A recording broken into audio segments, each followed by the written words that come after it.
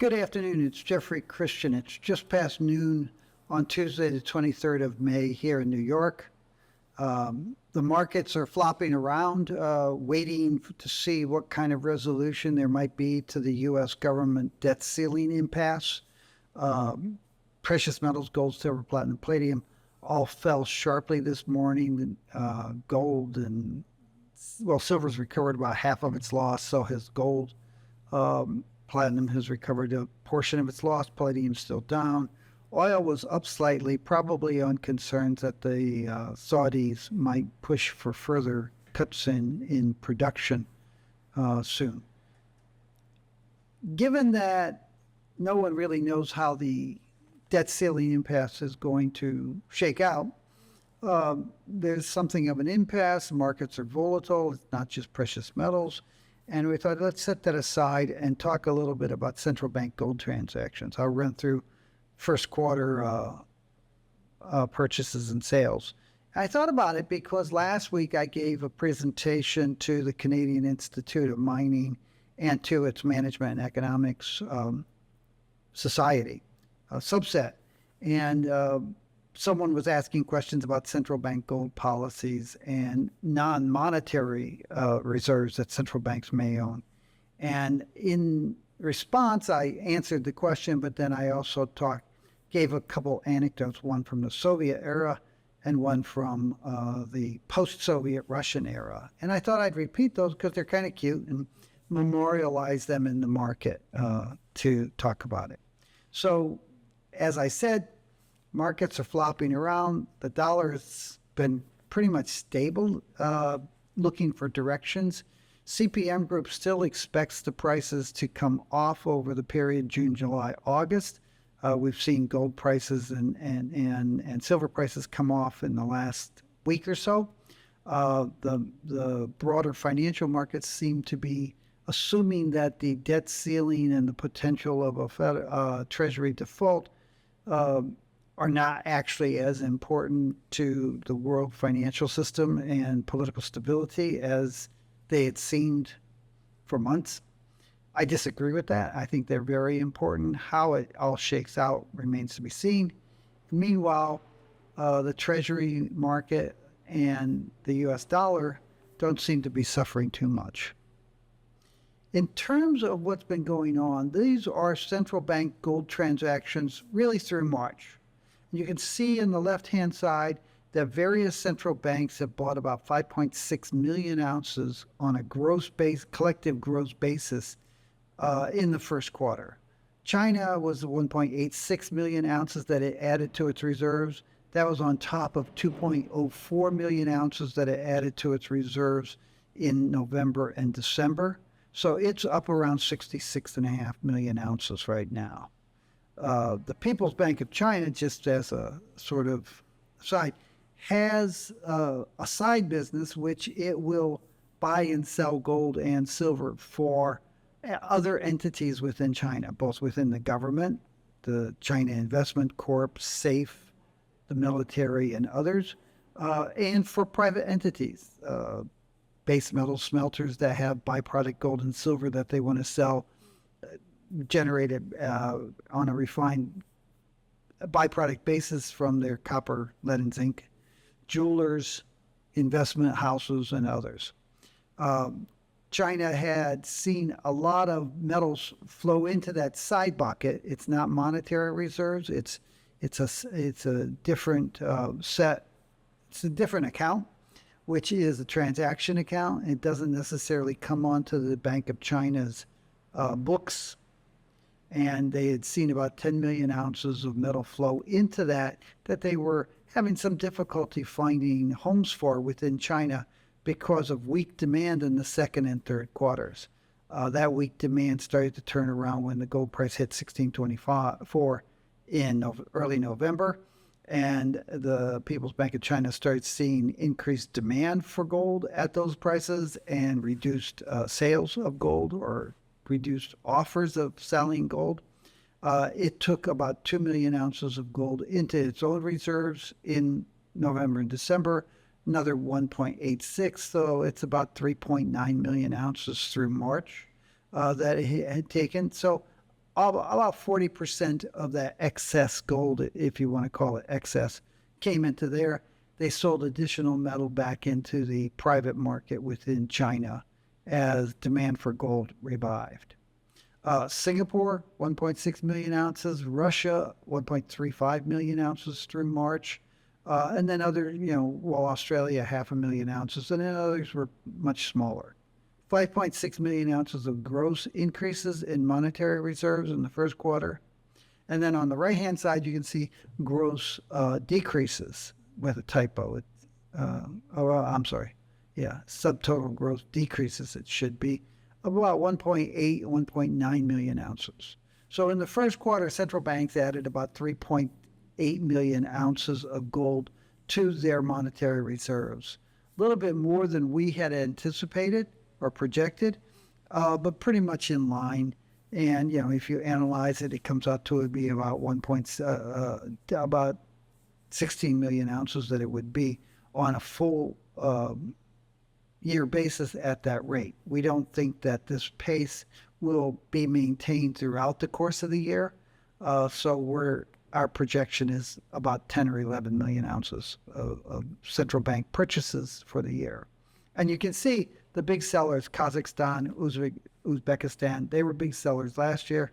Cambodia sold, 324 of them, so 10 tons of gold.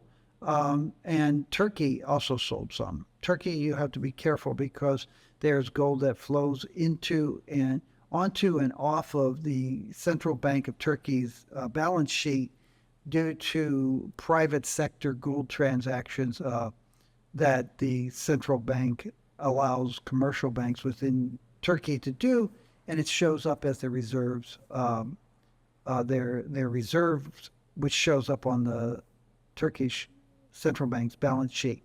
But it looks like about 300,000 ounces. These are Russian central bank monetary reserves. They had stopped publishing them. They published the January 2022 figures in early February. Then they stopped because they had invaded Ukraine. They started publishing again earlier this year. You can see total reserves a little bit less than $600 billion.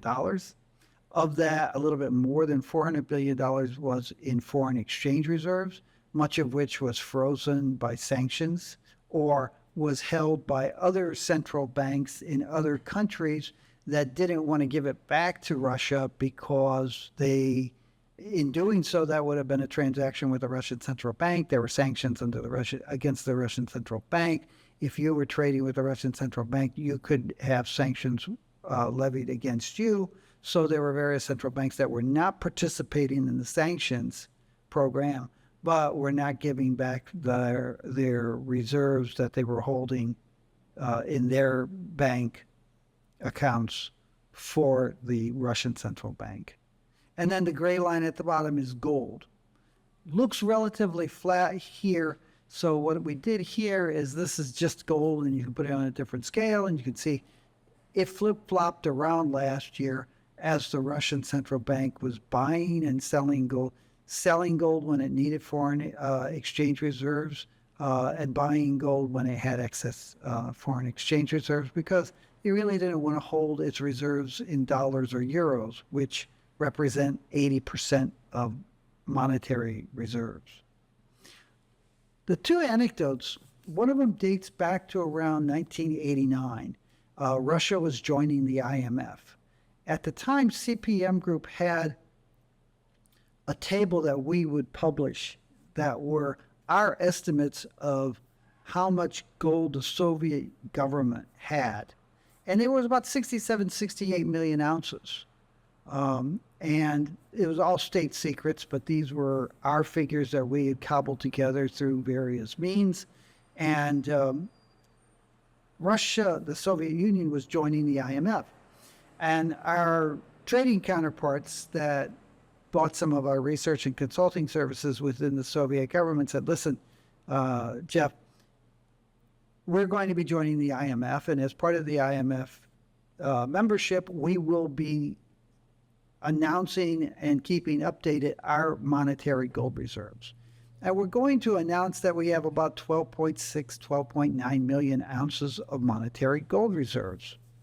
And I said, oh my gosh, we have 67 million ounces, 68 million ounces. They said, don't change your table. These are monetary reserves.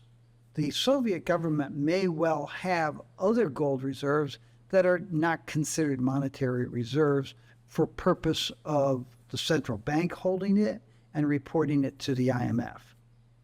And I said, well, why 12.9? And they said, well, when China joined the IMF in the late 1970s, they said they had 12.3 million ounces. So we have 12.9. We've got more than China. So we said, okay, and the other gold is not monetary reserves. Some central banks, from the Philippines and China to Brazil and Uruguay and Argentina, will have side pockets of gold reserves. They're usually a very small amount. But in the late 1980s, we estimated they had about 67 million ounces. They said, keep that number. That may well be a good number, but in terms of actual monetary reserves, 12.9 million ounces. As they joined the IMF and we started reporting their monetary reserves, and at some point we dropped that other table because it didn't change. A few years later, the Soviet Union dissolved, and Soviet assets were broken up among 15 newly independent republics, one of which was Russia, and one of which was Ukraine. The Central Bank of Russia said, okay, we are going to divvy up our monetary reserves and proportionate. It's going to be proportionate to the size, each of these 15 republics' size and contribution to total GDP of the former Soviet Union. And they parceled out small amounts to these other countries. The Ukraine Central Bank balked and said, wait a second, we've read someplace that you have 67 million ounces of gold, not 12.9. And we would like our share of the 67, not our share of the 12.9 million ounces. And the Russian Central Bank said, we are giving you our share of our monetary gold reserves. If you want to talk about claiming your share of anything else that might be held by the Russian government, go talk to the Russian Red Army. So, yeah. Now, the interesting thing is whatever happened to that gold that seemingly, a lot of it, was held by the Russian Red Army. Well, those of you who know the history of post-Soviet Russia know that a lot of stuff was pillaged, including a lot of military assets. But there does seem to be a large amount of wealth still within the Russian army. And interestingly, the Russian army apparently has been very reluctant to use its assets to finance the war in Ukraine. A couple cute little anecdotes from the distant past. I hope you enjoyed them. Take care. We'll be talking to you on Friday, and we'll be continuing to watch the total incompetence that is the U.S. government.